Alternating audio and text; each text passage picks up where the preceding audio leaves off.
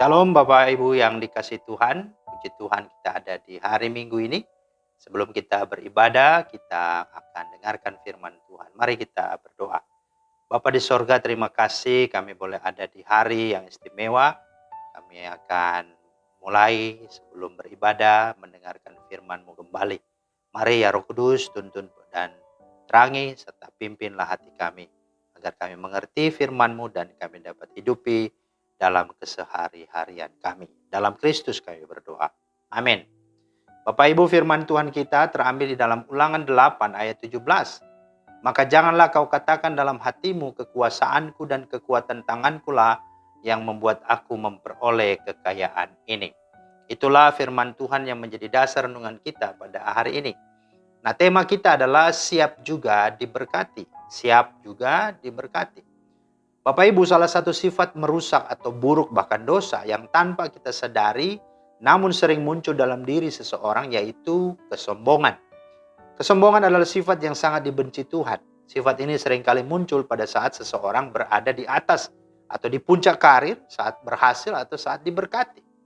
Hal yang menjadi anomali adalah ketika seseorang berada dalam keadaan susah, miskin, melarat, dan menderita, ia selalu menitipkan pokok doa agar supaya dia ditolong Tuhan, supaya Tuhan kiranya memberikan dia jalan keluar, memberkatinya dan membuat dia berhasil, mendapat berkat dan berkelimpahan. Namun di sisi yang lain, ya menariknya adalah ketika seseorang doanya dikabulkan Tuhan dan Tuhan memberikannya berkat, berikannya sukses dan berhasil, dia tidak siap. Ya, dia menjadi kaget, menjadi panik dengan berkat Tuhan. Dan yang ada sampai-sampai menjadi lupa diri. Bahwa semua yang dia peroleh itu, yang dia capai itu semata-mata karena pemberian Tuhan, karena kasih Tuhan, dan karena kemurahan Tuhan. Ingat saudara, ujian Tuhan tidak selalu berupa masalah atau penderitaan. Terkadang bisa berupa berkat, kelimpahan, atau keberhasilan. Dan banyak orang justru gagal dalam ujian berkat ini.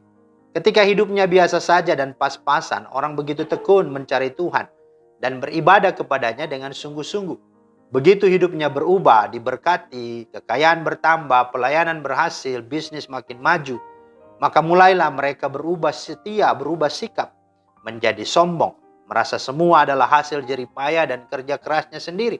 Mereka berkata seperti nas bacaan hari ini, kekuasaanku dan kekuatan tanganku lah yang membuat aku memperoleh kekayaan ini.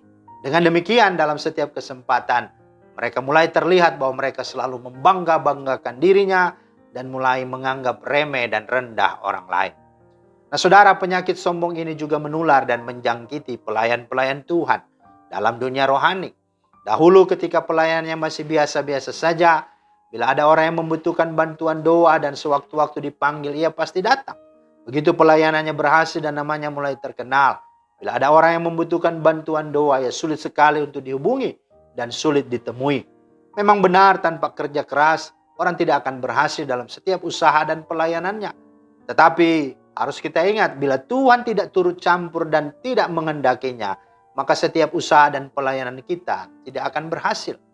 Dialah yang memberikan kepada kita kekuatan untuk memperoleh kekayaan dengan maksud meneguhkan perjanjian yang diikrarkannya. Ulangan 8, 17, 18. Karena itu mari belajarlah hidup bijaksana dari seorang bernama Agur bin Yake dalam Amsal 30 ayat 8 dan 9. Dia berseru kepada Tuhan, jauhkanlah daripadaku kecurangan dan kebohongan. Jangan berikan kepadaku kemiskinan atau kekayaan. Biarkanlah aku menikmati makanan yang menjadi bagianku. Supaya kalau aku kenyang, aku tidak menyangkalmu dan berkata siapa Tuhan itu.